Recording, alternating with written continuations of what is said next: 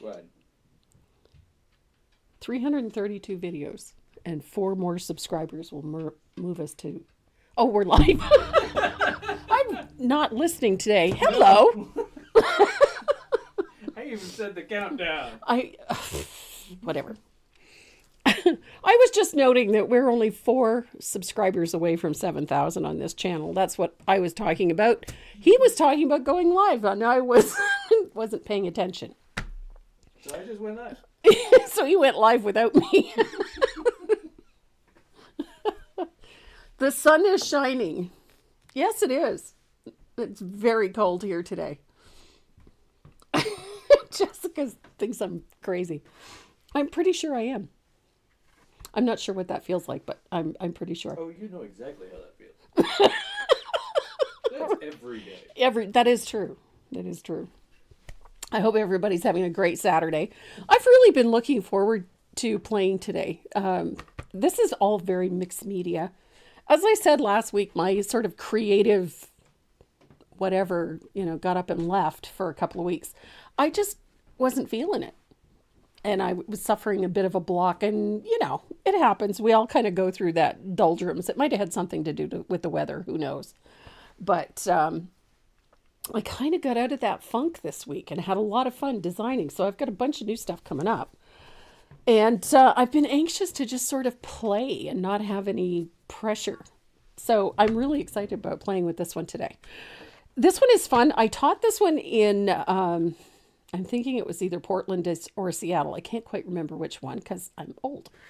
But this one is fun, and it incorporates a variety of techniques and a variety of media, and it's just fun to do. So we're going to play with that today. But before we do, I have a couple of people I have to thank. I got a box from Deb Bloomfield.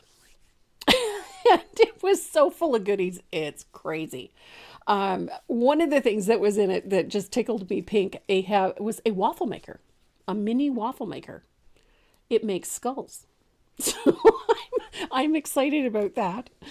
She sent me a very cool little skull necklace and some skull cookie cutters and a little light up sugar skull, which is very cool. And it's already found a home with the rest of my skulls, as well as some cookies and some Amish peanut butter and some maple syrup from Indiana. That one kind of threw me. Being Canadian, that was a little bit like taking a sandwich to a banquet, but who knows? I'm really excited to try it. So just so I don't forget, Deb Bloomfield, mwah, thank you so much. It was such a wonderful wonderful box full of goodies, and I really do appreciate it. It was so sweet. And the other thing I got this week was a beautiful card. Yes, it's a Christmas card. And it came from Thanette Kiso. Look at this. She did one of my patterns. There was a note in it that said that she's painted it 3 times. She did one for a family member, one for herself, and then one for a charity auction. And then she took the photograph and made Christmas cards from it. It's absolutely beautiful. Thanette, thank you so much. It just tickles me pink when people do this kind of thing. I think it's wonderful. Thank you. I love this. And it's a beautiful card. I mean, she's embossed the paper, and it's got glitter. It's got glitter. Yeah, I'm dealing with Are you dealing with something? Yep. Oh, one of those? One of those. Okay. You do the punting. Can I play Gixmo? Yep.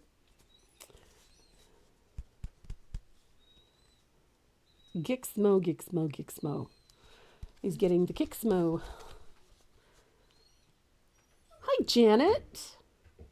Yep, Renee's dealing with the troll. And Kim Ish, hello. Happy Saturday to you too. And Linda Morgan. And Sylvie Miller. Denise Chavez. More glitter. I agree. We need more glitter. And Judy Thacker, good morning. We're going to get rid of this troll that's farting around in here. There he goes. Goodbye. Put user in timeout. and report him. Good heavens. You'd think that he would have something better to do on a Saturday. Yeah, mow the lawn, do the dishes, whatever. But no.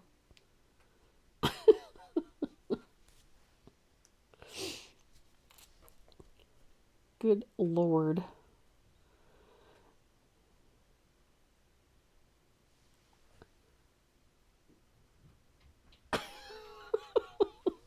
There he was. There he was. Well, there he is, gone. Robin Harkless, today is a good day. Thank you very much. Sandy McTeer already got the troll. Renee's taking care of it too. And Elsie Sturm and Patrick. Hello, Patrick. Anastasia. Good morning, everybody. And Carrie Henderson. Hello, from Exeter, California. Nice. So we got lots of people in here today from all over the place. Awesome. So we're going to play with a little bit of acrylic. I'm going to be working with a little bit of fluid acrylic for this one. And as I'm working, I'll tell you which Americanas you can use to replace them. It's pretty simple. You're not using a huge color palette for this one. And it's very light washes. It's not a difficult piece to paint. And we're going to be using things like Sharpies or Identipens. That's the one. Took me a minute. And Linda Safranco. Are they having problems? Linda Salsini from Michigan. Hello. And Anna Fleury. There we go. No, Judy, we had a problem. There were so many delays due to weather. That's why it hasn't gotten there yet. So it will be very soon. You got most of it gone now? Well, they've been going out slowly. We still have about 8 to go, so they've been going out slowly, but there's been UPS was delayed. It took 2.5 weeks for Andrea to get hers. Oh, wow. And she's in the country. So everything is delayed. So excellent. Okay, so we are Sans Troll. Thank you. I don't know why we keep getting those. Welcome to the internet. Yeah, I suppose. They're everywhere and they lurk. They lurk, do they? Okay. Good to know. All right, guys, if you are ready to get started on mixed media poppies, so am I. Did that hurt? Probably did. Crazy dog.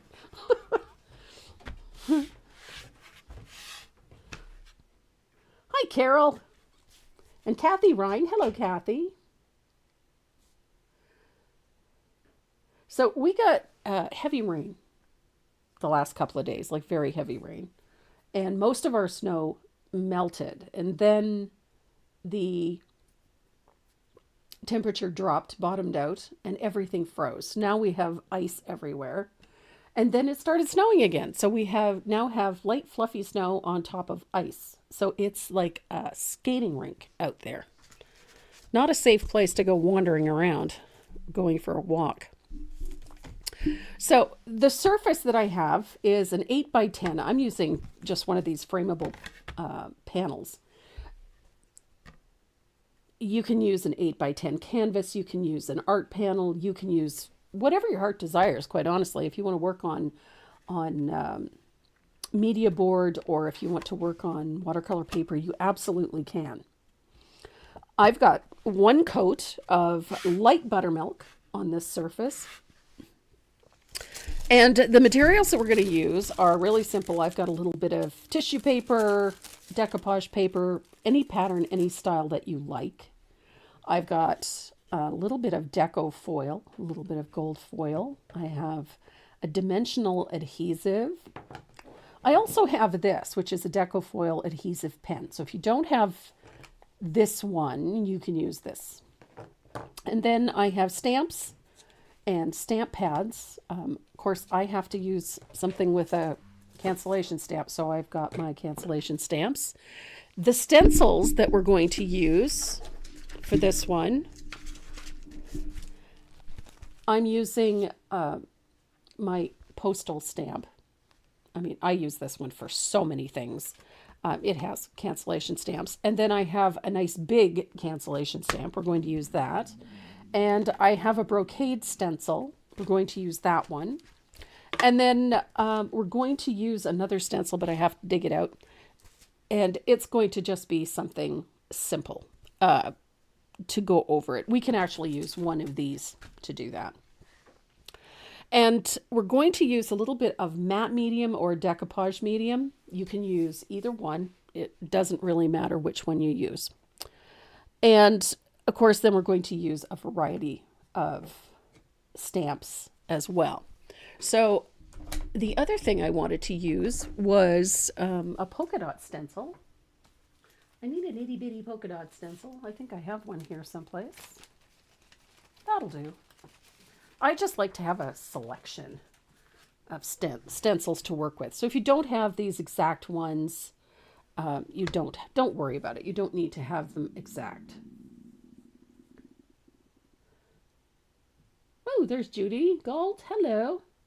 So you don't need to have the exact ones. The idea is just to create lots of pattern and lots of stuff going on in the background. And this is really quite easy to do.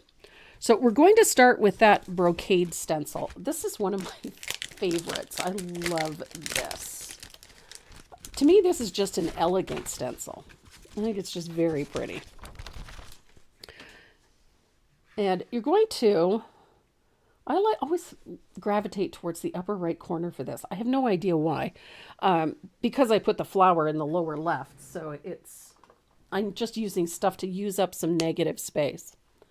So I'm using a little bit of asphaltum and a stencil brush. I'm going to grab some painter's tape too while I'm at it. Maybe if I can find it. There it is. Video has stopped. Seems to be working on this end.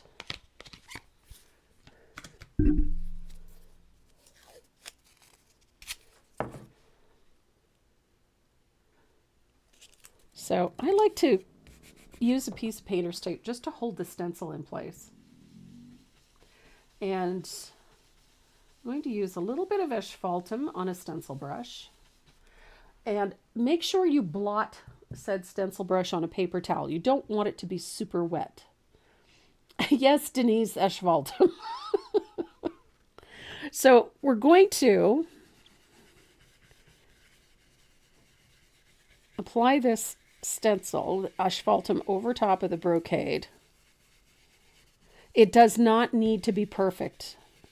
If it is dark in some places and lighter in others, that's okay. It doesn't have to be perfect. Hi, Dawn Lavelle. I haven't seen you on here in ages, my dear. How are you? I hope you're well.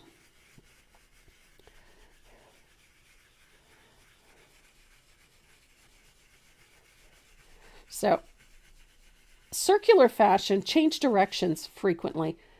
By changing directions, it just prevents the paint from collecting in one side of the stencil so that you get a nice even distribution of color without it bleeding underneath.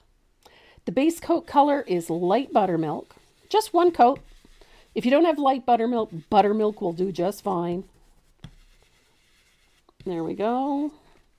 So I'm just going to check it. Ooh, I love that pattern. So I'm going to give that a second to dry. Set my stencil aside for a moment. And give that a second to dry, and then we're going to distress it a little bit. I like distressing things. I don't want this to be perfect by any stretch of the imagination. I love the media line paints. And we're going to work with a pretty simple color palette. We're not using a ton of colors, which is always helpful. There's nothing worse than working on a project or deciding on a project and discovering that it has, all 387 colors in the Decoupage line and Michael's only carries 90. It's frustrating. I get it.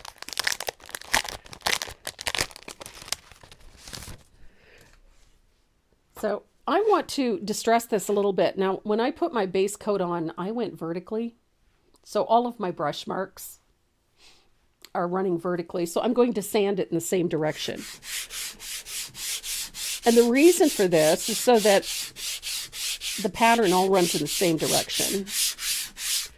And I'm going to sand the whole surface. And I want to wear through the paint a little bit in a few places. So you can be a bit more aggressive in some areas than others. That's entirely up to you. It just allows the pattern to soften a little bit. It doesn't look so hard-edged. And you get a few little nifty little stria and marks in it. And I think it just makes it more interesting. So we've got our stencil on there. So we're going to start adding a few things with some stamps. Now, you can use either a black stamp pad. I like these stays-on ones. You just need something that is going to tolerate getting wet. And so I like these ones. These are a solvent-based ink. So they are not water-based, so the water doesn't bother them. My favorite of late is this one, which is Timber Brown. And the reason for that, I think, is quite obvious. Because it looks so much like asphaltum. So I really like that, that tone with it. But you can also use a jet black. Or you can use a combination. So either one is just fine. So we're going to put a little bit of text. So any kind of script stamp will work for this. It doesn't have to be exactly this one, because this one is no longer available. This one was made by Stampendas, and Stampendas closed their doors a couple of years ago. So you can't get this stamp anymore. So any script that you can get, dollar stores have nifty ones. So we're going to put a little bit of ink on our stamp. And I like, oof, that didn't work very well. I'll grab a different one. Here we go. So these script stamps here, I got at the local dollar store, and this one works just fine. I found that it was a little bit big and hard to handle, so I cut mine down and I attached it to one of these things. So this is what I like.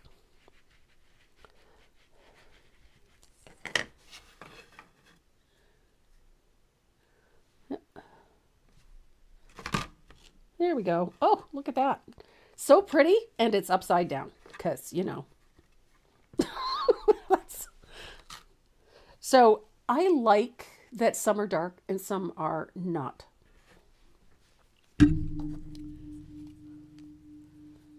Good morning for Lori Fuller. Hello, Lori. And Ann Fogg. Linda Giesbrick. Good morning. I know Ramona's in here.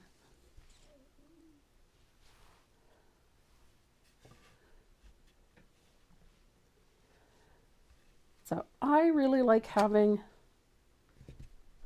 it's upside down again. I'm telling you, rocket scientist. So I like having those, you know, imperfect or incomplete patterns. It does not have to be perfect. They don't even have to be straight, to be perfectly honest. I'm a fan. I like that. And then I'm going to use, I've got these cancellation stamp. I love this one. You can just tuck these in wherever you want. Love that. I'm going to put one over here. We're not looking for an absolutely perfect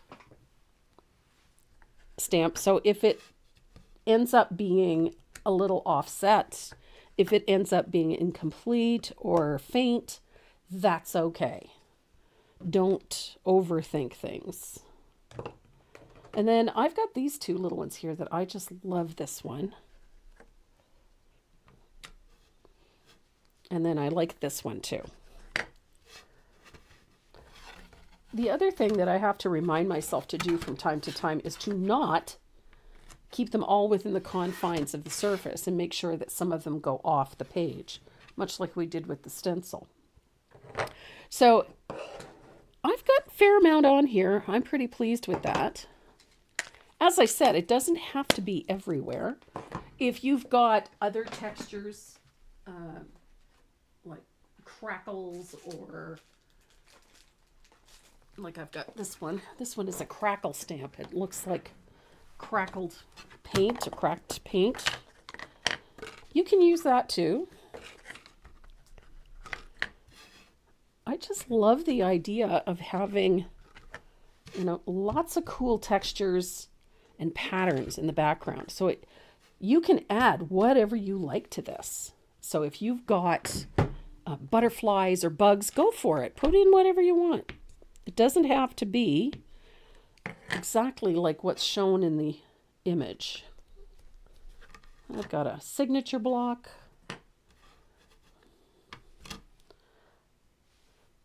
And every once in a while you'll get stamps like this one that just has a lot of background texture in it. And those things are fun to pop in, to fill in a little bit of negative space every once in a while. So you can fill up space very quickly just using a variety of stamps. It doesn't have to be anything thematic. It doesn't have to stick with the current theme or even match the theme of the piece that you're doing. It does not have to match. So, oh, I like that. We're going to use a little bit of gold paint. I like gold paint. I like metallics in general. And I'm a fan of gold because gold is just sparkly and fun. There's Patty Drewer. Hello, Patty. And my girl, Sheila Landry.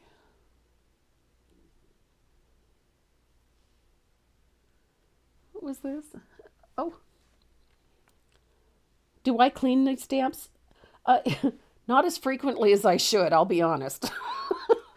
I will wipe them down with a little bit of hand sanitizer from time to time, or when they really start to get a little plugged up, I'll take them into the sink and give them a good cleaning with a little bit of brush cleaner, just to remove any paint and ink. So I'm going to put, oh, where is it? I love this one. This is that cancellation stamp. I love these. And I want that one over here. Now you could do this with asphaltum if you like. I'm going to use a little of asphaltum and a little bit of gold together because it's my party and I can do what I want.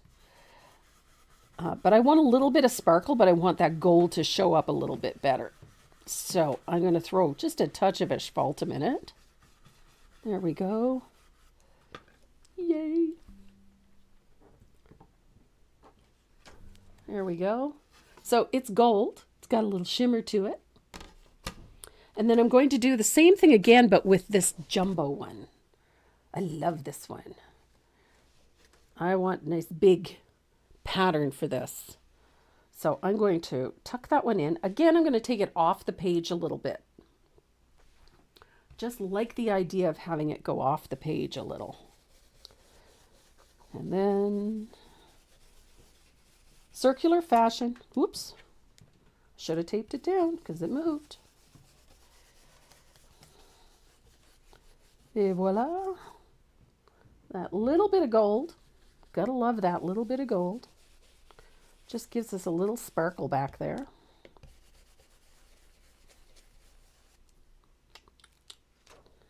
There we are. So we've got lots going on in there. Look at that. We've got a flash of gold in there. We've got a little bit of brown. Now I've got a polka dot stencil and I'm going to grab a little bit of asphaltum because I like polka dots. So I'm going to give them just a few dots back there. Again, it doesn't have to be perfect. They don't have to be dark, but it just puts a little change in pattern. Now, I have used almost anything for stamps. You can use punched foam. You can use just almost anything, even bits of vegetables, things like that. Grab a stalk of celery, that little shape makes for great pattern. You can add that to almost anything. So faint polka dots here and there. Look at that. Super fun. I like having just that movement back there. Creates lots and lots of depth and a lot of interest. So it's not a flat and motionless background. So we've carried that theme with the cancellation stamps, the script, like letters. So we've got, carried that theme throughout. And then I like the crackle. It just gives everything sort of that nice vintage look. And you can add more as you go along. You are not obligated to just stick with the one thing. So I'm going to use my stamp pad. This time around I'm going to use the blue one. You can use the black if you want. You know what? I started with black. I'll use black. You can age the edges and the corners a little bit. Just like that. Just by rubbing your stamp pad along it. If you lay it out a little flatter, you can get darker patches. And that appeals to me. I like it when we get those nifty little dark patches. It almost looks like the paper's been scorched or aged a little bit. And you can do as much or as little as you want.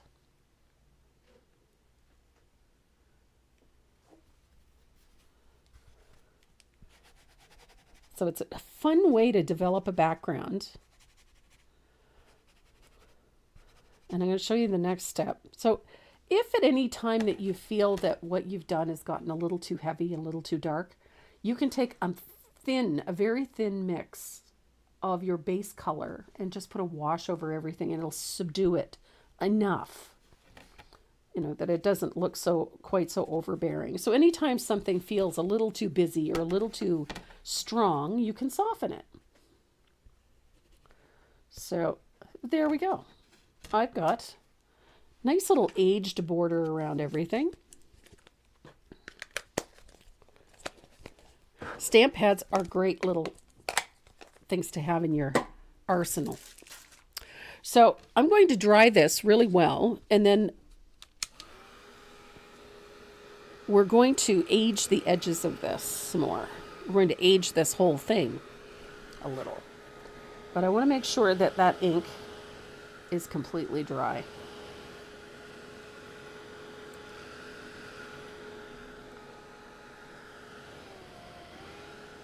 So this type of thing is all about the layers. Anytime you're working in mixed media, it's all about building things up. Sometimes you bury things, sometimes you don't.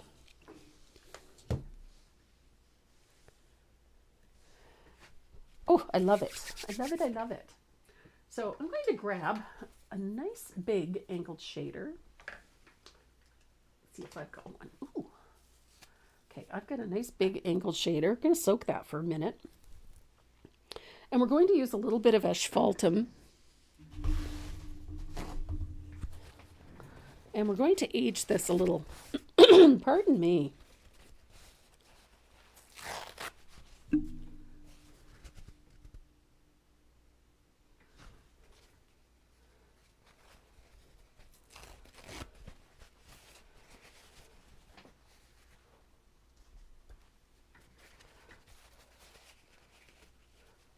So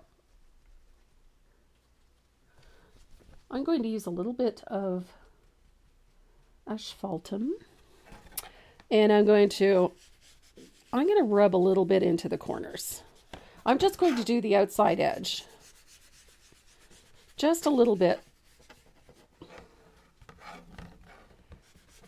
I like the edges edged on this. I just think it looks so much nicer. We don't want it to get dark in the middle because we want to highlight the main subject of this piece, which is that poppy. But we want to bring the eye toward it. So I'm going to bring a little color into those corners and around the outside edge, like so. Look at that. Now, if you don't like doing it this way, you can use a nice big flat brush, or you can use an angled shader, whatever works for you. You can float that color in. I have always loved doing it this way. So I'm going to dry this, and then I'm going to give it one more coat so that I get nice dark corners, because I love my nice dark corners.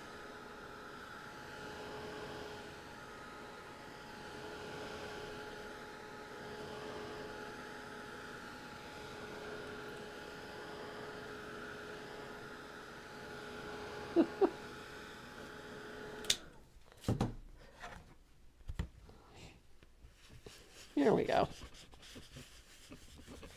So I love that when I do this, this background turns from just a flat painted surface into what looks like old parchment paper. And that's kind of what I'm going for. And I love these old cancellation stamps. And I love the pretty elegant stencil that's in there. So here we go. So now we have a nice parchmenty, aged looking piece. I love it. So I'm going to make sure this is good and dry before we move this next step. I love the media line. They are hard to find in Canada, but I absolutely love them. Country Bear is Decoupage distributor in Canada. So yes, if you need product in Canada, check them out. They're fantastic. Their service is very, very good. So look at that background. There's lots going on. It's very tonal, so it's a nice neutral background. There's nothing to compete with the flower that we're going to put on there. Everything we do from this point on is going to be a layer that's going to accentuate that flower. So our next step is to add a little paper along the bottom.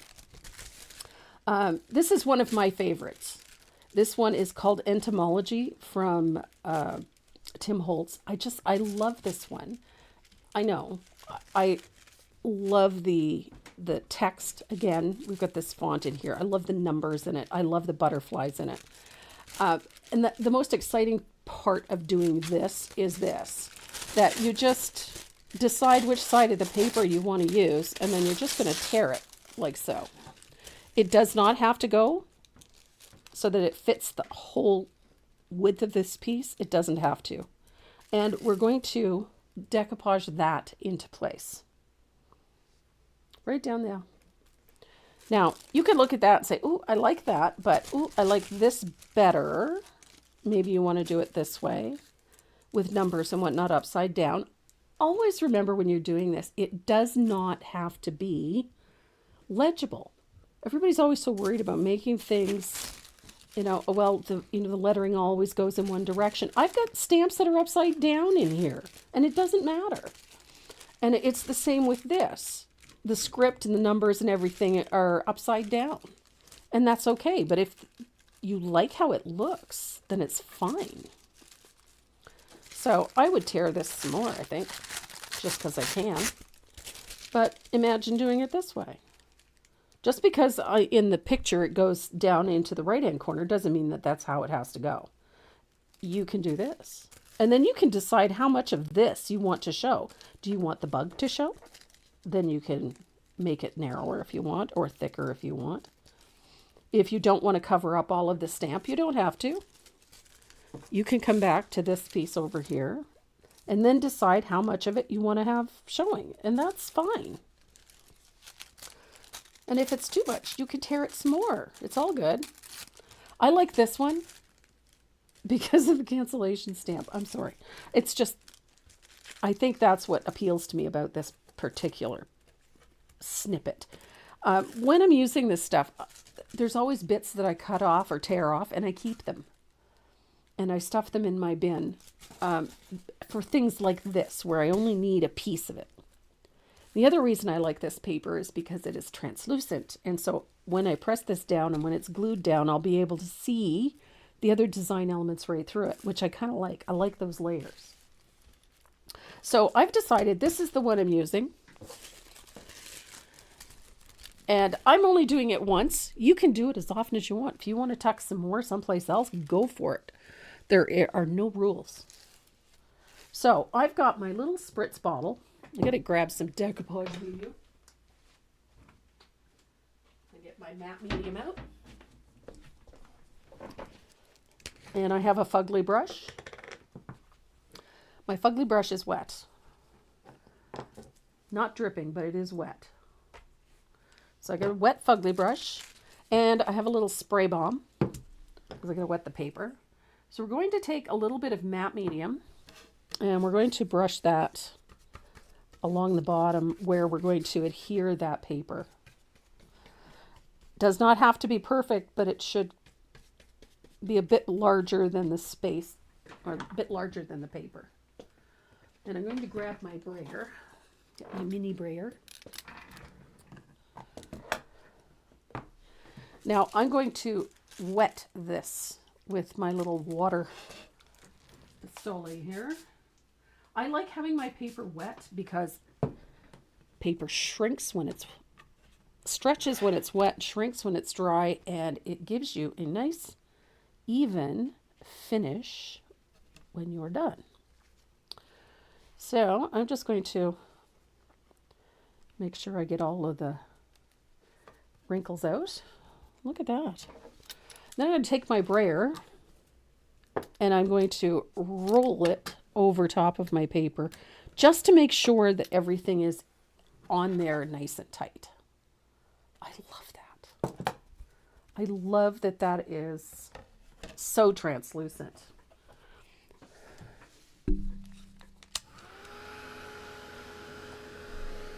So I'm going to dry this real quick because when you moisten the paper, it stretches, and then when you dry it, it shrinks back to its original tension, and then you end up with a nice smooth finish.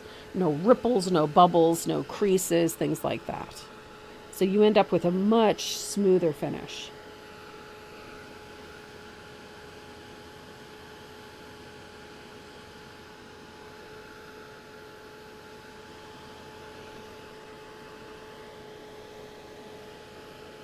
There's Norma Luther. Hello, Norma. So almost dry. So now I'm going to take a little bit of matte medium and seal the paper in.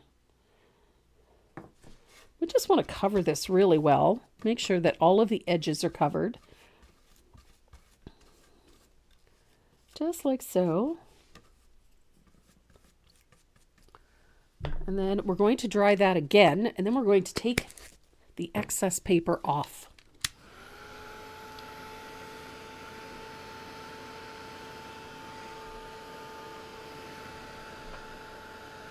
I love using paper on things like this. I love it checked. Napkin glue will work just fine, Patrick.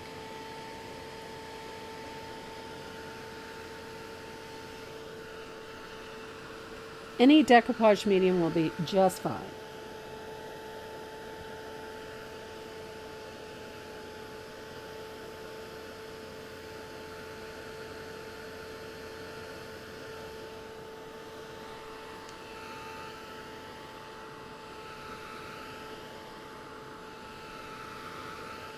There we go. So I'm going to use my little sanding sponge, nail file, whatever you want to call it. And I'm going to sand down and away along the edge to remove that excess paper.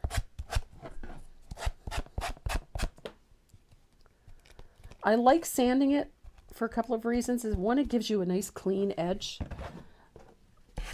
I've seen some designers, they like to wrap it around and glue it onto the back. I don't like that. I find that you end up, it lifts and does weird and wonderful things. So I just prefer to take a little of that matte medium and seal the edge after you've sanded. And then that way it's on there. I love the bug. I don't know what it is. I love the bug.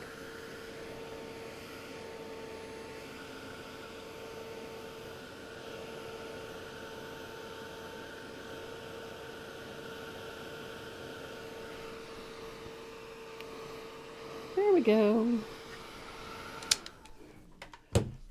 Right too.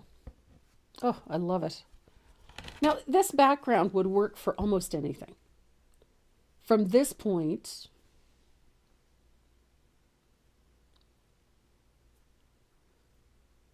oh, I'm missing. From this point, you could use it for almost anything. Whatever design you wanted to do, whether it was something wintry, Christmassy, something elegant, it really doesn't matter. This is a nice, versatile surface for almost any design you want to put on there. So it's super easy to do. And you can use whatever you have on hand. You don't have to have a vast selection of stencils or stamps. You can just use what you have. So super easy, and it makes for such a pretty background. Now I'm going to take my stamp pad and I'm going to come back in and age the edge just a little, just like I did the first time, but I just want to, and by doing that, it brings it all into one uniform surface, so it doesn't look like you've glued something to it. Now, I could have done this before I did the edges. I could have done this before I did the floating, but I kind of like the depth that it creates. I like that this sort of sits up a little bit. But the one thing that does unify it is that little, that aging at the edges. So, et voila. I love that. So we are ready to put a line drawing on. And this is, for me, this is the fun part. I love doing the backgrounds. This is my fun. And then the work for me is in doing the floral. So we're going to track down our line drawing here. We are going to be doing a little bit more decoupage after we do the flower. So the flower is designed so that you can just line up the left-hand side with the edge of your surface, just like that. And everything fits in. Now, the stem of the poppy is going to come off the page, just like so. I take a piece of painter's tape and I secure it to the edge of the surface so that it does not move while we're tracing. And then we're going to use some graphite paper. A relatively new sheet of graphite paper. Wow. I wasn't sure I had any new graphite paper. So I'm going to line that up in there. And we're going to trace the poppy.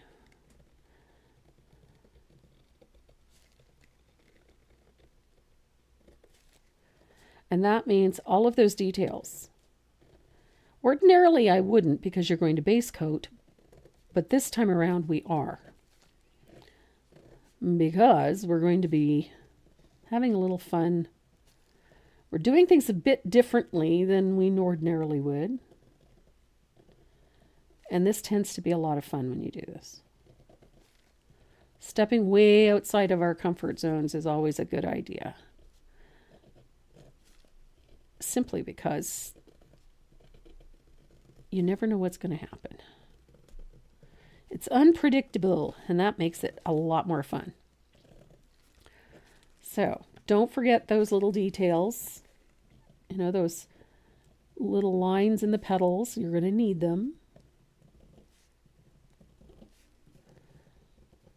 And the little shadow in the background. Don't forget to put that in. But again, doesn't have to be perfect. Reasonably accurate is all we're really looking for here.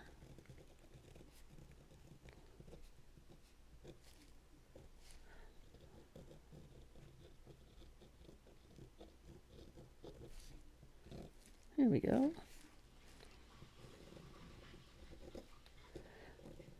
This kind of thing is fun. Doing this type of mixed media is a lot of fun because there's really no rules. The only rules that apply really are the the limitations by the products that you use. That's about it, quite honestly. Aside from that, you can do whatever your little heart desires. And quite honestly, there's not going to be anybody that's standing over your shoulder saying, no, don't do it that way. It won't be me anyway. Besides, you don't know what will work and what won't until you try it.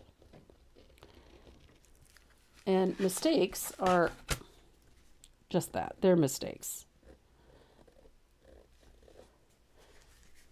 And this is paint.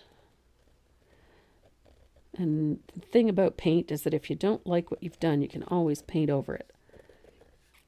It's not that big a deal. Governments won't fall. The earth won't explode.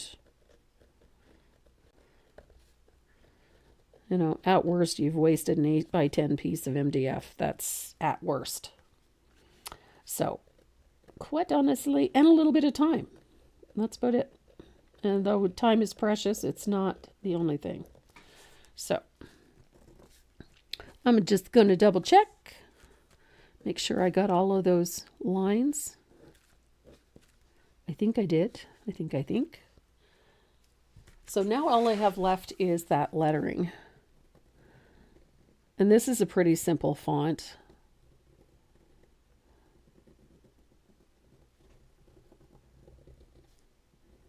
Easy peasy.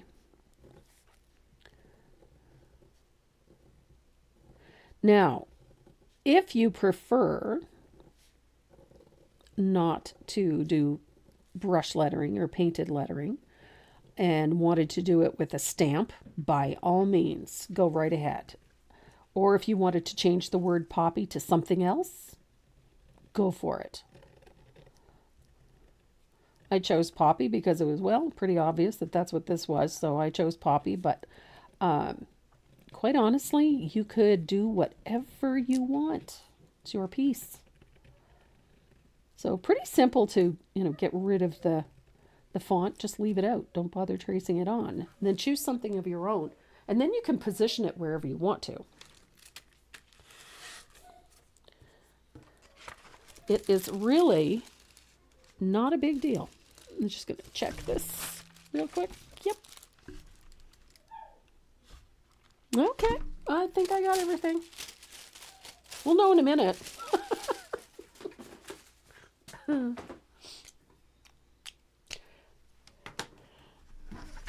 That's right too. It is Women's Day, isn't it?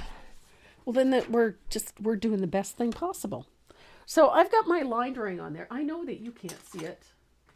So here's your options. You can use a Sharpie. I'm using an extra fine Sharpie, or an Identi-Pen. Either one will work just fine.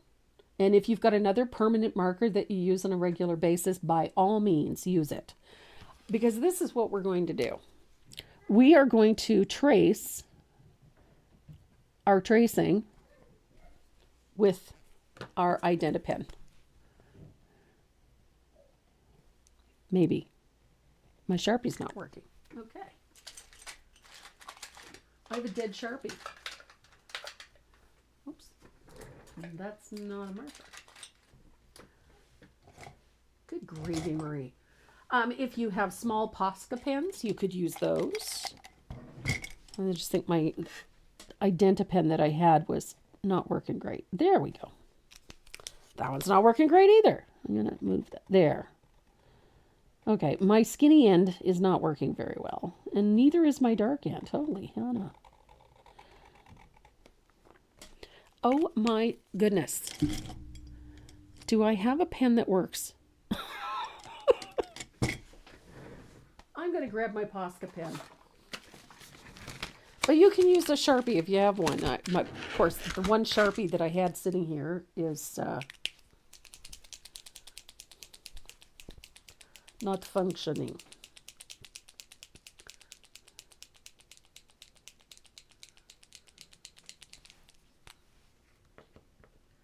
Okay, let's try this again. Oh, there, that's much better. So I'm going to outline my poppy. I'm using a Posca pen, but as I said, if you've got a a functioning Identipen, you can use that, or you can use an extra fine Sharpie. Any one of those things will work just fine. We're just doing an outline and outlining some of the details on our poppy. That's it. We want a nice hard-edged poppy. Comme ça.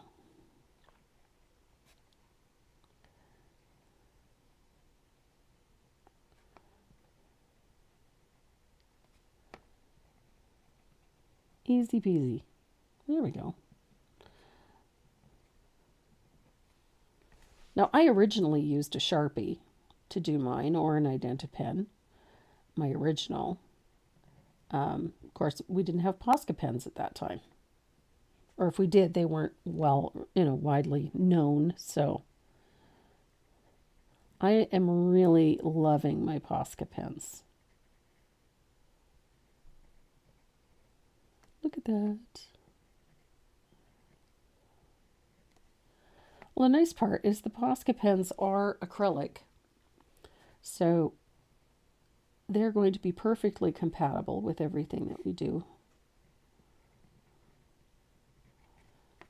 And they're certainly much easier to get than they were. I've been ordering them. You can get them through Amazon, but they're available at Desserts. They're available at Michael's. They're available at Hobby Lobby. They're fairly widely available. You can even order them on Amazon. So not difficult to find. I even saw Posca pen in our local dollar store. Do we have daylight savings time in Canada? Yes, we do. And ours, well, actually, I shouldn't say that. Some of us do. I know when I was living in Manitoba,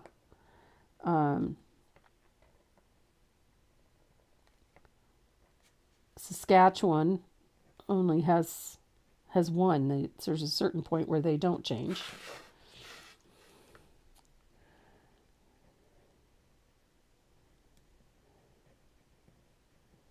There we go. So this is just a fun way to do this. I like this. I like it outlined. It makes everything so much simpler. And then we've got leaves. I take the stems right off the bottom of the page. Easy peasy.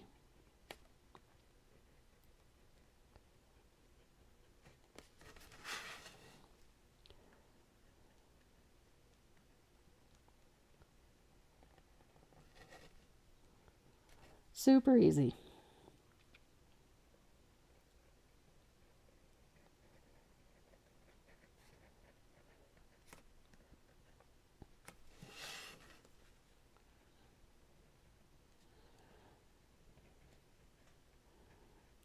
I remember when I taught this in, I think it was Seattle, our surfaces didn't arrive until about 5 minutes after the class started. And thankfully, we had scared up enough surfaces on our own and prepped them the night before because nothing had arrived. So we finally got them ready. I mean, we had a huge classroom.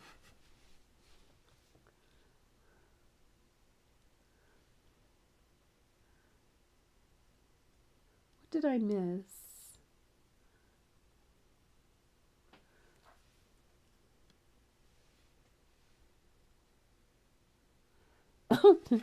This is just such a fun piece to paint. Honestly, it's just, there's nothing difficult about it.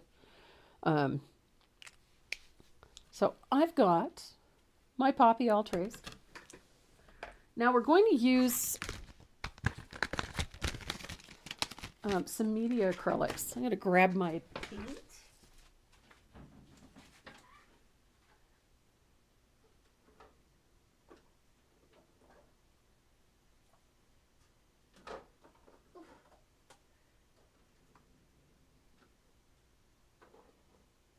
I need some color.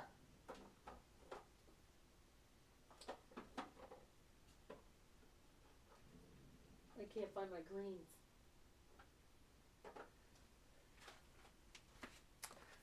There we go.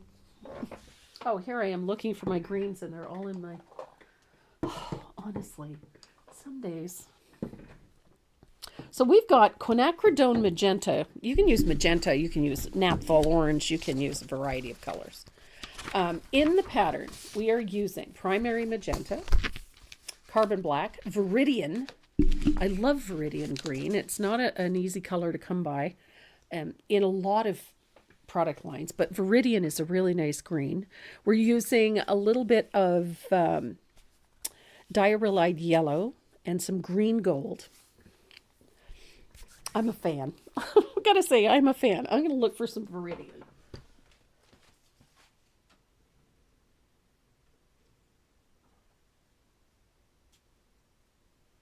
This is close enough. I've got a little bit of phthalo green. It's a pretty intense green. It's a jewel tone. We're going to use a little bit of green gold. Oh, loving this. I love quinacridone magenta. Magenta is kind of pink-ish. Quinacridone magenta it's elevated. It's got a really intense tone to it. Magenta is a nice reddish pink tone. So we're going to start with the darker values. I like working the darker values in first. So we're going to start with that quinacridone magenta. And I'm going to use an angled shader. The nice part about this is that these paints are quite transparent. And so we're going to do the deepest portion of this floral. So ordinarily I would put a wash of primary magenta over top of this whole thing. But I'm going to start with a little shading of that quinacridone, just down into the deeper areas. We're going to separate those petals. And this just helps those layers show. Down into it. I love how this looks. So get that darker color down into those deeper areas of the petals, like that.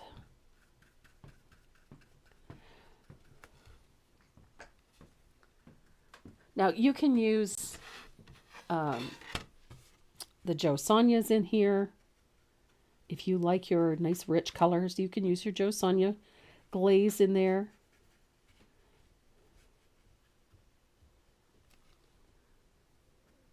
You can use water. Either one will work just fine.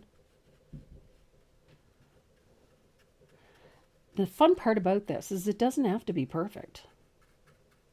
These colors, look at that, so pretty.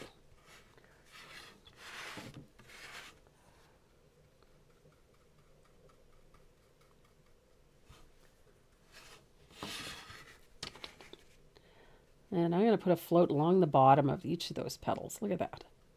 So we've got all of those little separations done. So now you can see each of that. We're going to make this deeper and darker as time goes by. So we're going to pick up a little of the magenta. And we're going to put a wash of that color in. It's just a wash, so heavily thinned. Just pick up a little of that color. It's going to make everything look a little pinky. And that's okay. And how much of this will decide, how much of this wash will decide how deep and dark your colors get. So some of you may be very light-handed with color, and some of you may not. Mine varies. Someday, it depends on the color for me. Sometimes I really like lots of really deep color. And other times I want things a little lighter, a little softer. So that is entirely dependent on how you apply your color. So if you like things really, really rich, by all means, you can adjust your colors accordingly. So now we've got this nice pinkish tone in there. I love that.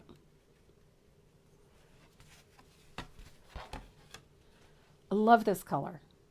They have so much pigmentation. They're so rich. So I'm going to dry this real quick because I want this to...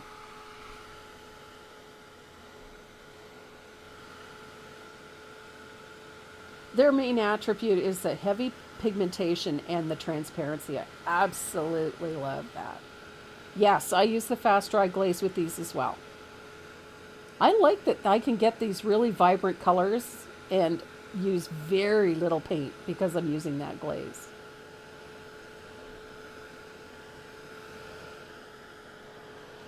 There we are. So I'm going to come back in to all of the folds with a little of that magenta. I want to deepen those folds. So all of those little areas where, see where the folds in these petals are? I'm going to come in with that magenta. Nice deep float. Almost full strength. Almost, but not quite. I love this color.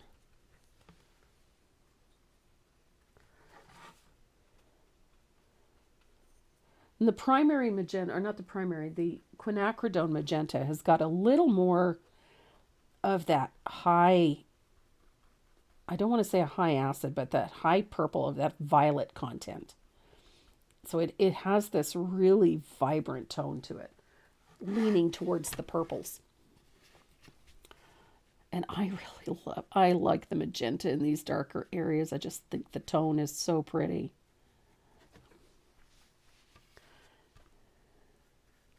And it's going to react with the diarrhea yellow. So wait until you see what we get with that. So there's that magenta in there.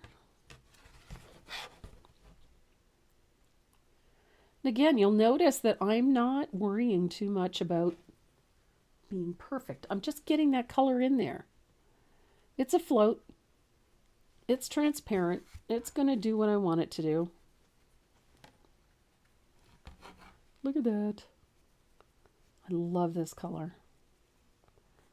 All of those floats in there.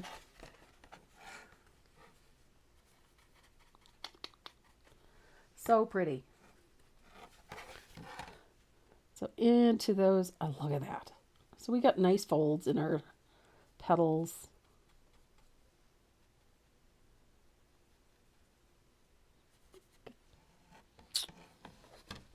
So nice.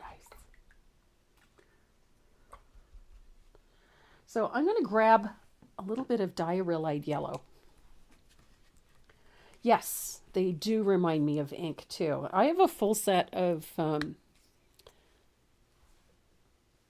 inks here in a variety of colors as well. And I love how they look. So diarrhea yellow is that school bus yellow. So if you're using regular acrylics, you can use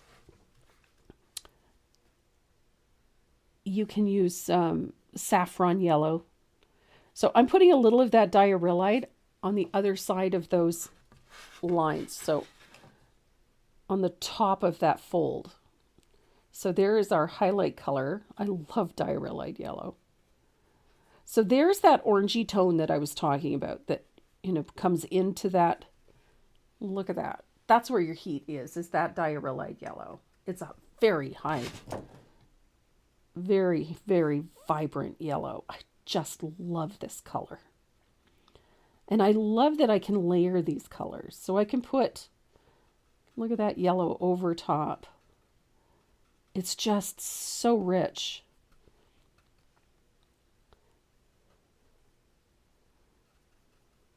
So if you're looking for a little bit of heat, that diarrhea yellow is going to give it to you. When you put it over top of that primary magenta, you get a really fiery orange. Yes, those teeny tiny bottles, those little 1 ounce bottles, they last a long time. And I love the colors. The colors are just so, so vibrant. Look at that. So now we've got that really bright, bright orange in there. We've got that really rich red, those pinks. I love them. So I'm going to grab a little bit of dioxazine purple. I love diox. Diox is one of those great colors. It is super transparent and very strong.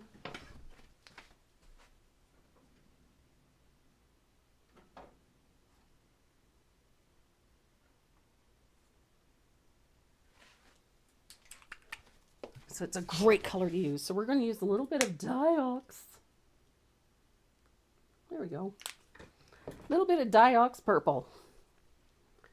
I love dioxazine purple. It's such a rich tone. And we're going to use that to shade into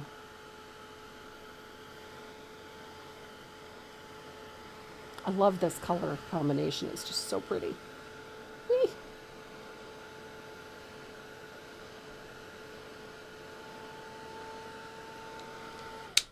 Yep. So I'm going to go in and deepen a bunch of these shadows with a little bit of diox. Now I've used just a tiny bit, little tiny bit, because it is a very strong color and it can get out of control. So this is your deep shading color. Look at that. Love diox purple. And I'm just using a tiny bit. So deepen that center core. Deepen some of those folds with just a little bit of diox purple. Wherever you need it to be a little darker, you're going to tuck that dioxazine in. Love this color. Just use it in very small increments. Don't get too carried away with it because it is very strong. In the fluid acrylics, it is perhaps one of the strongest colors. It has a tendency to be a little overpowering. So tiny, tiny amount. I meant, so I'm using, purples and yellows and 2 colors of red in there. And I love how it looks. I'm being very light-handed with it today. I'm ordinarily not. I tend to really hammer the color on. But today I'm feeling a little more subtle. So I'm using it a little more sparingly. And with a lot of control. Because ordinarily I would just go to town because I love this. There we go. Look at that. So, so pretty. So you've got just great fun. Oh, love that. So I'm going to bring a little bit of green into our center. I'm going to do that with a rigger, I think. Oh, no, I got a liner brush. Why are my brushes all the way over there? There's my liner. So I'm going to pick up a little bit of that green gold. We're going to do the center, which is just a series of little strokes. If you've ever seen the center of a poppy, it's got almost like a little daisy right on the top of this pod. Well, the pod is hidden in the folds of the leaves, but the top of the poppy, et voila. So I've got a little bit of that green in there. We're going to go back in with a marker and just make it pop a little bit. And then while I've got this green, we're going to paint the leaves. I'm going to grab a small round. There's my round. And I'm going to use that green gold for the outer portion of the leaf.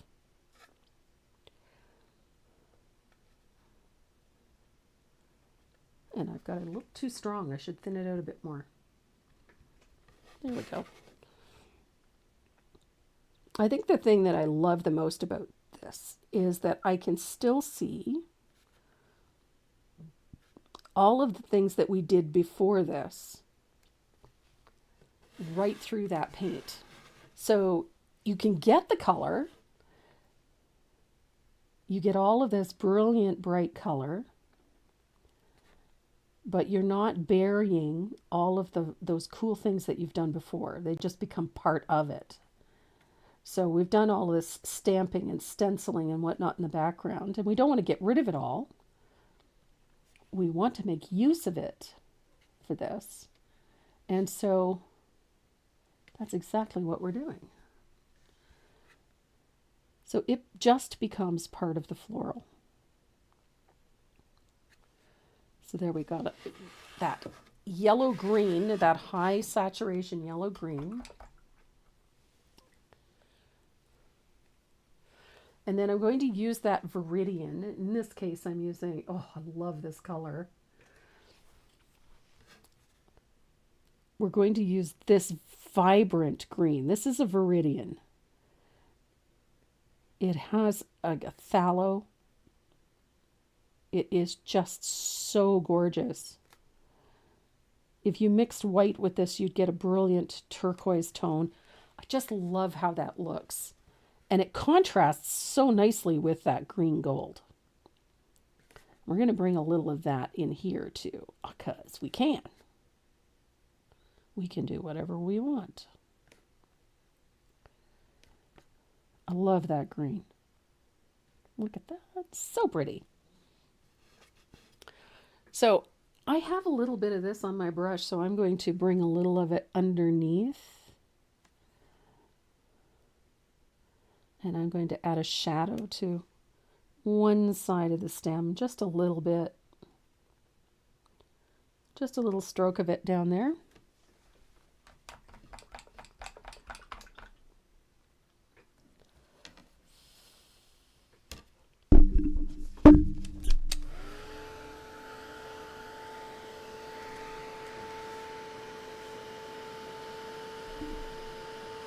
Now we're going to use some greens and some whites and some asphaltums and some of that yellow. And we're going to build a center in here. I'm going to use my liner. I love my diarrhea yellow. It is probably my favorite yellow. And we're going to put lots of little dots in here with a little bit of that diarrhea and a little bit of that green. These are just tiny little dip dots, like so. We're also going to use a little bit of white and a little bit of black. You can use a little bit of carbon black, or if you've got the Americanas, you can, come on. Doesn't want to come out of the bottle. A little bit of white. Always like a little bit of white in the center. It draws the eye towards the center.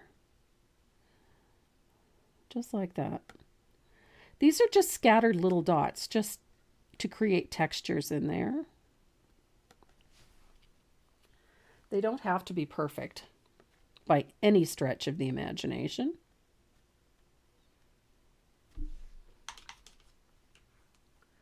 I'm going to do the same thing using that Viridian green.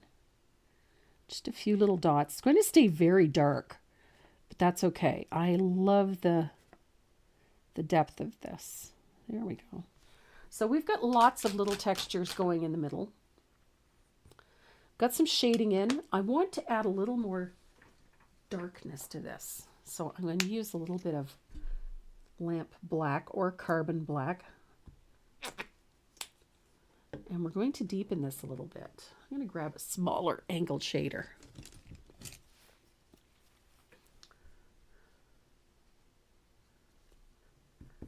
And I'm going to use just a very small quantity of black, just a little. I don't want it to be overpowering. And I'm going to bring a little of diox into it. And this is where I'm going to deepen a few things.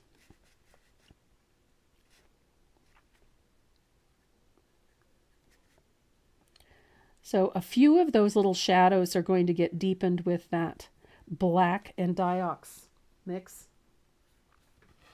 As I said, it doesn't have to be perfect. And it's very close in. It's not a wide float. We're keeping it really tight.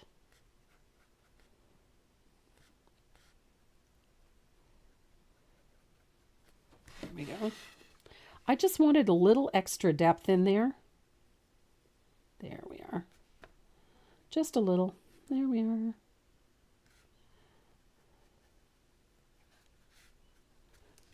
Ah.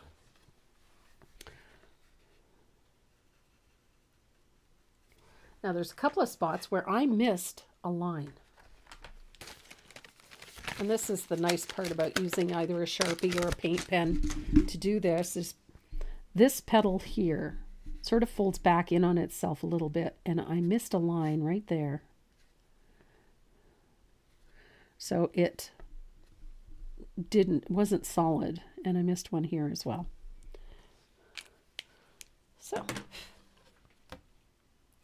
So now we're going to have a little bit of fun. We're going to shade around our poppy because I want to push it forward.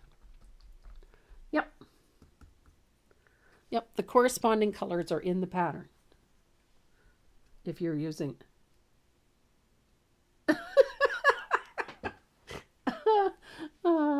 Linda, you're funny. If I ever say anything has to be perfect, I think it would surprise all of us, quite honestly. So I'm going to put a float of asphaltum around my poppy. I just want to lift it off the surface a little bit. I don't want this to come screaming off of there. I just want to lift it off a little. There we go.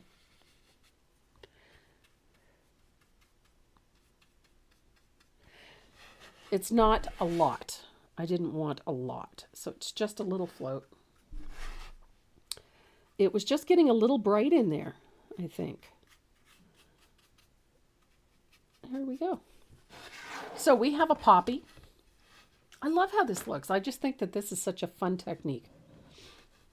So I'm going to dry this. And then we're going to paint that lettering. Now the lettering is really simple. It's just a straight black lettering. But we're going to do a little bit of work first. So I've got a 3/8 angled shader and a little bit of asphaltum. We're going to put a float on our lettering on the inside and to the right, just like that. Little float of asphaltum on the inside of each letter and on the outer right. And what it's going to do is just give this lettering a little elevation. It's just going to lift it off the surface a little. I don't want it to be too elaborate, but I don't want it to be flat either. So, little float to the right and on the inside of each letter. And that's going to give us that elevation that we're looking for. So I need a rigger. We're going to use a 0 and some thinned lamp black.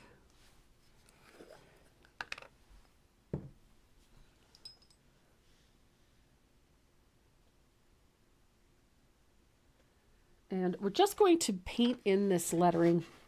We're not looking for absolutely perfect, but we do want it to be clean.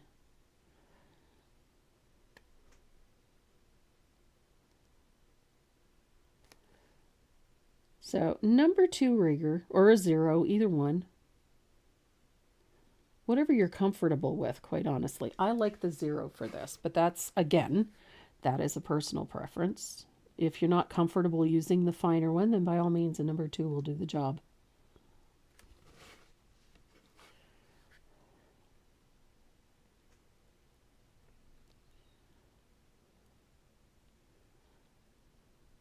There's nothing more frustrating than trying to use a brush size that is uncomfortable for you. So if a finer brush, like a zero rigger, is uncomfortable in your hand or uncomfortable for your use, then switch to a larger brush by all means. It's just going to mean that you cover a little more space. That's all. Not everybody is comfortable using a tiny brush. And so if you can make a larger brush do the job for you, more power to you.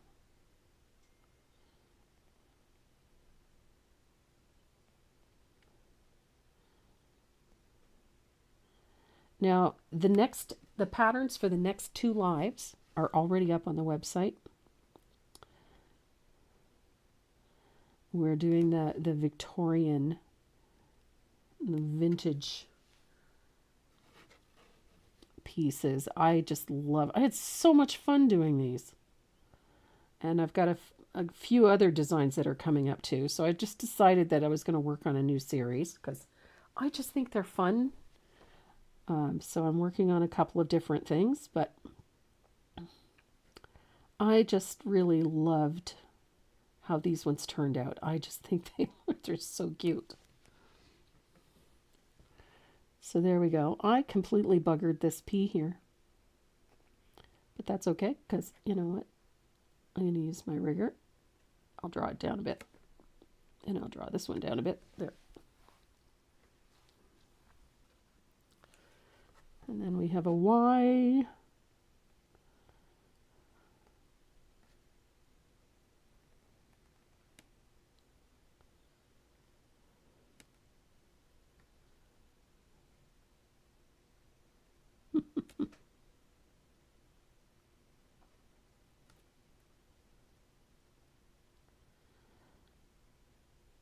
Super simple lettering, nothing over the top. There is a nifty little curly Q that goes over here. There we are. Now, if you want to highlight the lettering, you certainly can. Just a little stroke of white on either the left-hand side, I think would be the ideal. So I'm going to dry this real quick, and then I'll show you how to highlight it if that's what you prefer. So I'm using the same rigger, and I'm just picking up a little bit of thinned warm white. And the lettering is going to be super simple, and it's just a little stroke of warm white on the left side of each letter, like so. So it doesn't have to be all that grand. It's just a simple stroke. Christina, have a fabulous day.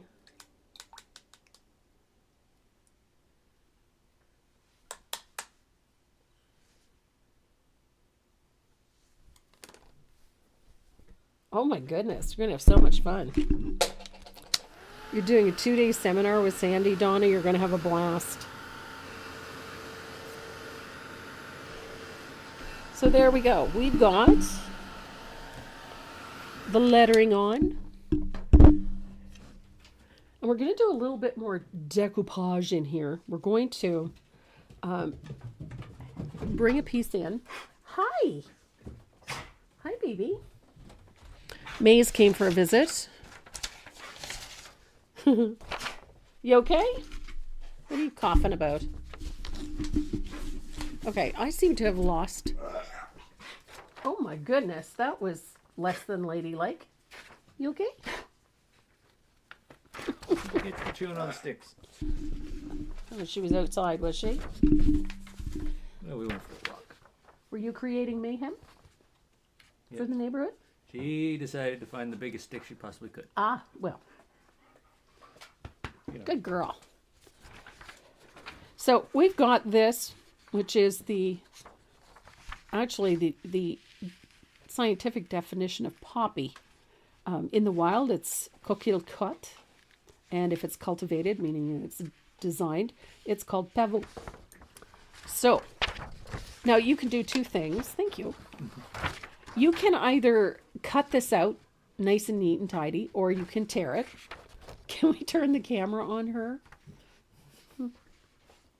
She's a bit of a show-off. She's eating my arm right now. Yeah, she has to eat somebody. Dad's not here. So, I'm tearing it out because I like it that. Hi, puppy dog.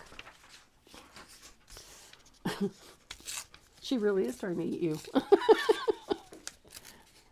So, I like to tear these out because I like that ragged edge that's on it. Like so. Ooh, I even tore through the letter. That's okay. So I'm going to make this a little narrower, I think.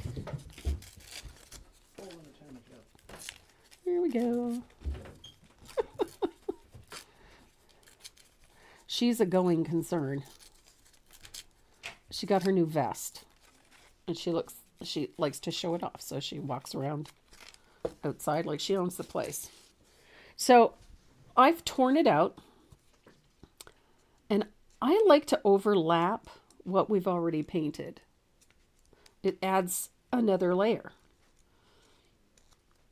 Just like that. And we're going to treat this the same way we treated this paper.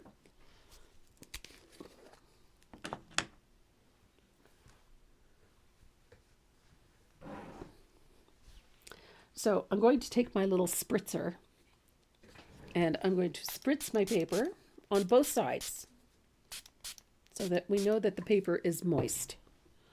And then we're going to use my fugly brush and we're going to apply a little bit of matte medium or decoupage medium like so.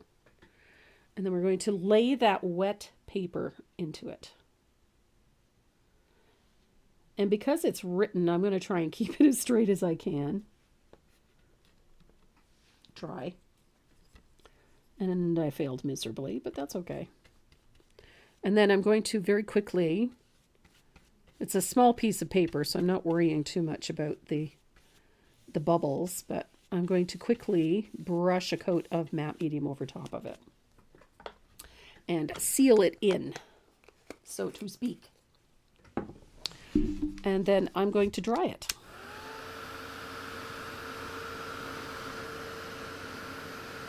Now the difference between this paper and this one is fully opaque.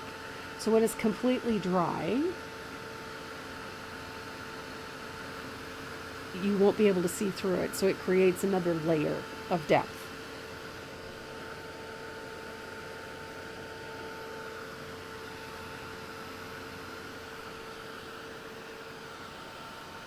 There we go. Now there's nothing to stop you from using other elements like this at other places within this piece. Robin, I wet the paper because if you put dry paper into wet medium, it buckles and it ripples and it does weird things. And then you end up with a rough finish. If you wet the paper before you lay it into the medium or the Mod Podge, the paper stretches slightly, and then as it dries, it shrinks, and then you end up with a nice smooth finish. What's the difference between matte medium and Mod Podge? Mod Podge has a finishing agent in it, so it dries similar to a varnish, whereas a matte medium is a dead flat medium. Mod Podge actually has a bit of a sheen to it. Matte medium dries completely matte. It has a flattening agent in it, so it looks matte. So there we have a lot going on down here, but we don't have much going on up here. So we have to remedy that. And I have just the method. Oh, I thought you were done. Nope, got a couple more things left to do. But you could do what you need to do. I already did. Okay. Oh, right. I just got to pull it up on the computer. Gotcha. Okay. Technology is a fantastic thing. It is when it works. So we're going to use a stenciling technique for this. Now, you could use almost anything. In the original, I used something that was very lacy and very delicate. And that stencil is no longer available, and I don't have anything else like it. So I'm going to use This, I'm going to use Harlequin because I love Harlequin. This is one of my favorite stencils. I mean, they're all my favorites. Is the wording included? This part here? It is not, but I can certainly make it available to you. It's super easy. I can make a PDF for it. I don't know why it's not in the pattern. I would have thought that it would be. So I'm going to arrange my stencil like so. And I'm going to grab a piece of tape and secure said stencil in place. And then I'm going to use this. I'm going to remove give myself a clean palette for this part. This is an adhesive for a gold foil or any metallic foil, quite honestly. This one retains some dimension. So it's very thick. It's not a liquid, it is a paste. And when it dries clear. And then, but it remains tacky so that we can use it as an adhesive to adhere a gold foil or a gold leaf. So that's what we're going to be using. So I'm going to grab a palette knife. My drawer. I love palette knives. And I'm going to do a dimensional pattern using this paste. So I'm going to apply a very thin layer of this medium over the stencil. I'm not going to do a large portion. I'm just going to do a little bit. Just like that. So essentially it's like buttering toast. You put a little bit on and then scrape it away. And Debbie, what's for dinner tonight? Tonight we are having... I was going to do a low country boil, but I couldn't get any corn on the cob. So I'm thinking we're just going to have some jambalaya or a gumbo tonight. One of the two. So I removed the stencil. Now, this adhesive is a solvent-based adhesive, so it's very, very sticky, and it's very hard to get off. So you want to take an alcohol-based cleanser, like hand sanitizer or... Goo Gone or something like that, and wash your stencil immediately, because if you don't, you're going to have a hell of a time getting it off. So now what I have on here is, as you can see, is a raised stencil. I have a raised Harlequin pattern. Some of them are incomplete. If you look closely, there's gaps in it. This actually looks so cool when it's done. So I'm going to dry that. Yes, you can force it dry. So I'm going to dry that with my heat it tool. And then we're going to use a little bit of gold foil.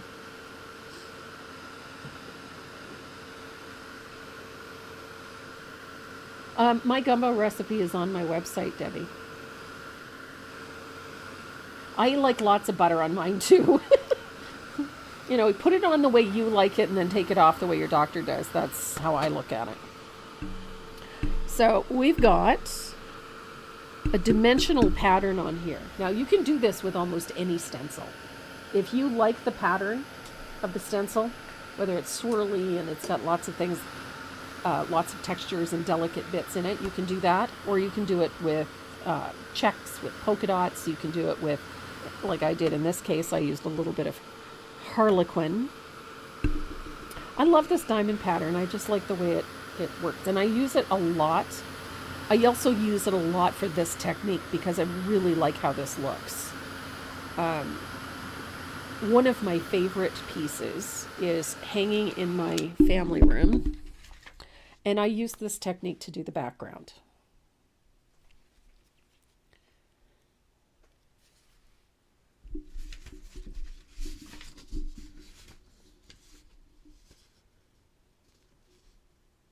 Yeah, they're there. Oh, no, I see what you mean. Yeah, I will get you a list of those colors. Okay, I wanted to show you something while that's drying.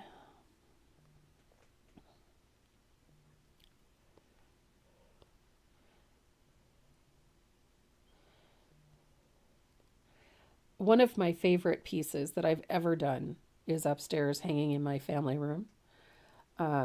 It's a series of white orchids. The pattern is that the painting is called Orchidea.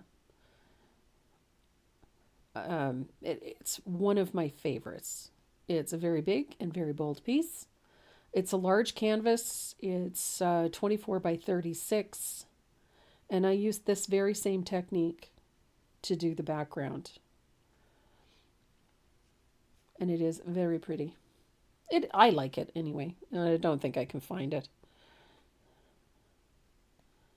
Maybe. I don't know.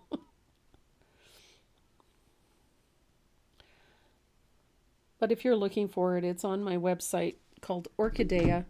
It's a large canvas. I did it with my membership group. And it's a spray of orchids on a black background.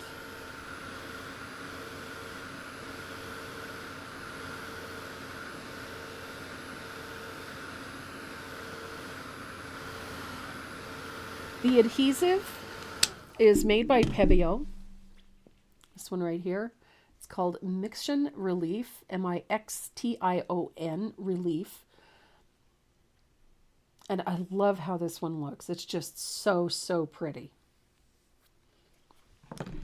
So we used gold in the stenciling up here.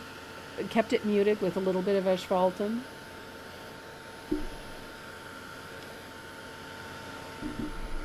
But this is almost dry, which means that Renee will be ready to come downstairs any minute now. So, as you can see, that medium dries clear. It's not milky in any way. It does have a little bit of a sheen to it. And I'm going to use a little bit of gold foil. I love this stuff. I've got a sheet here that's in pretty good shape. And what you're going to do is you're going to lay the foil over top of the adhesive matte side down. There is like a silvery side to this. So it's going to be that gray silvery side down. And then you're going to burnish this. You can do it with a stencil brush. You can do it with your fingers. You could do it with a paint bottle. You know, whatever works. So you're just going to burnish it a little bit to seat the foil into the adhesive. And then you're going to start peeling the foil away. I got a spot there that wasn't quite dry there. And so this is what you end up with. Come on.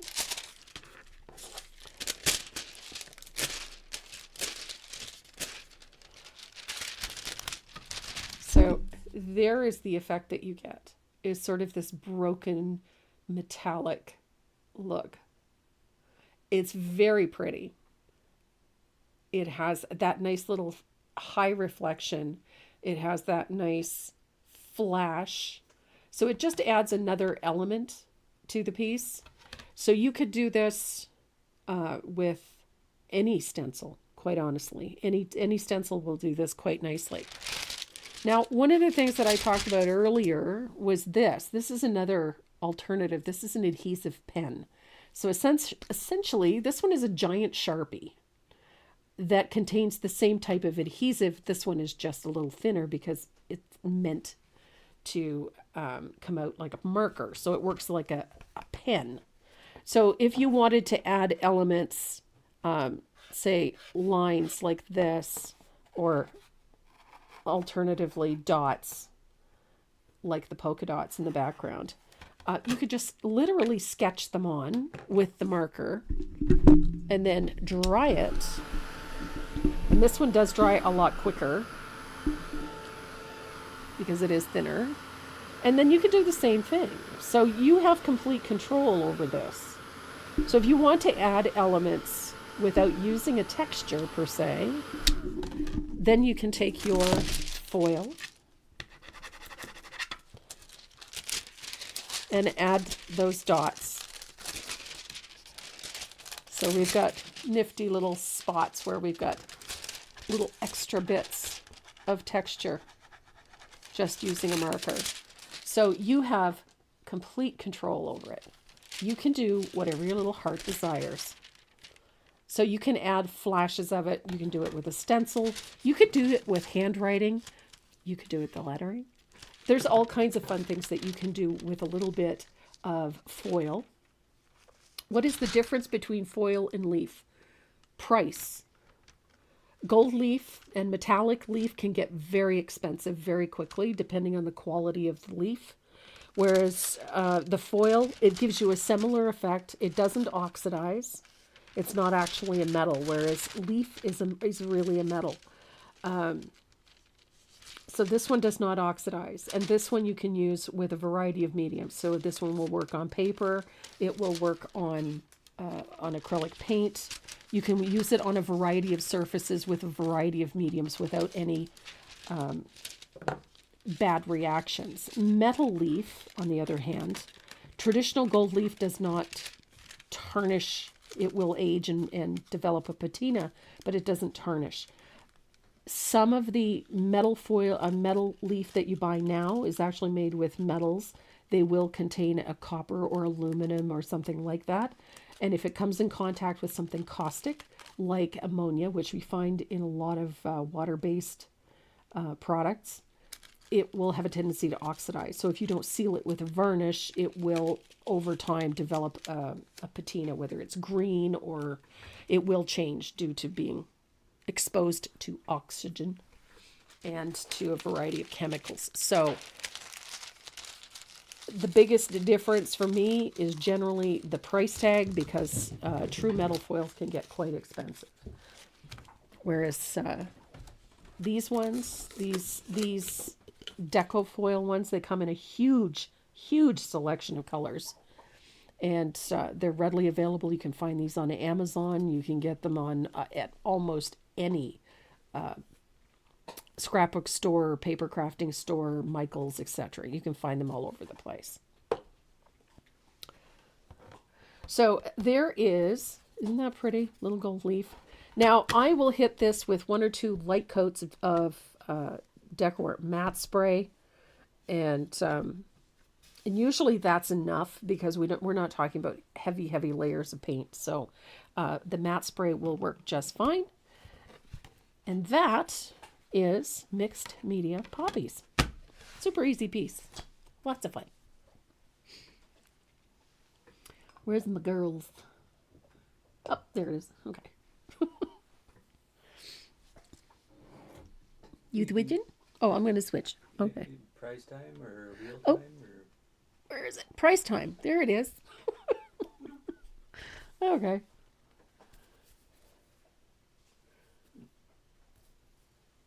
This is a fun effect, using a stencil to do a raised image and then using gold foil with it. I love the effect. Works really, really well. Pain-free walking is my goal. Yes, Lucy fell again. Good heavens. What are you chewing on? I gave her a stick. Oh, good. Because she was entirely too happy over there. So today's giveaways, we have 3 of them. And we have a nice little 3-brush set of Dynasty Faux Squirrel for each of them. Plus there's some Tombow goodies tucked in there. And one of the surfaces for this piece is in there as well. And a few other little fun things from Renee and I. So we have 3 of those to give away today. So if you're ready to hit that spin button, let's see who they are. Here we go. Patrick, it was foil.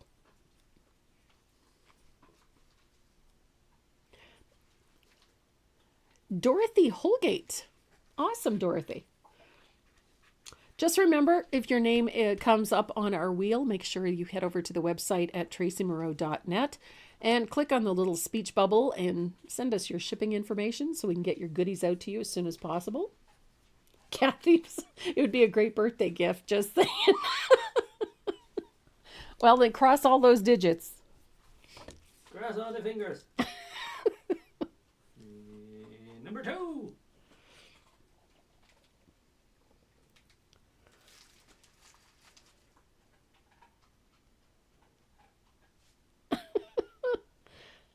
Kathleen Ruth.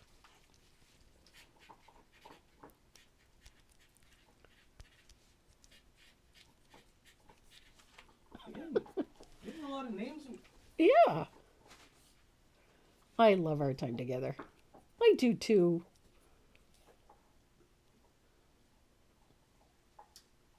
And the last one. Apparently Raffin jerked out of a sound sleep.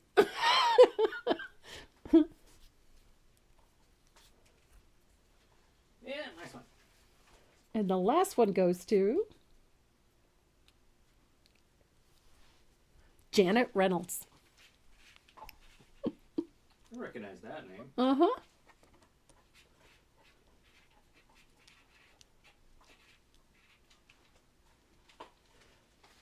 Oh, prizes, Sheila, are some Tombow goodies. Knock erasers. I love knock erasers. We got knock erasers and Dynasty Faux Squirrel 3-brush set. Plus some other goodies. We always have other goodies tucked in there. And Janet Reynolds, congratulations. Thanks so much, ladies. Awesome. Thank you so much for joining us again today. Next Saturday, we're going to be painting one of the new designs, which is the... Can you hand me that? The one with the violets. Not the daisies? Not the daisies.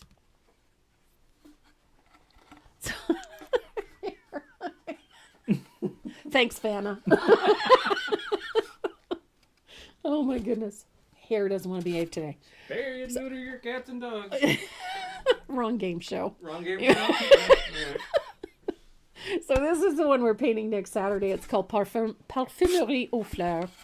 That's what we're painting next weekend. This one is really fun. It is not difficult to do, and it's a great, I got a really nifty technique for doing this background. So join us next Saturday, 12 noon, Eastern Standard Time, same place, same bat channel. Be happy to have you with us. And in the meantime, everybody have a great weekend. Have a great week, and we'll see you right back here. And we'll play some more. Looking forward to it. Mwah. Love ya. Stay safe. What's this? What's what? Mom said her name got called. She would have given it to me for her birthday. Pet your dog. Off we go. Off we go. Okay. Take care, guys.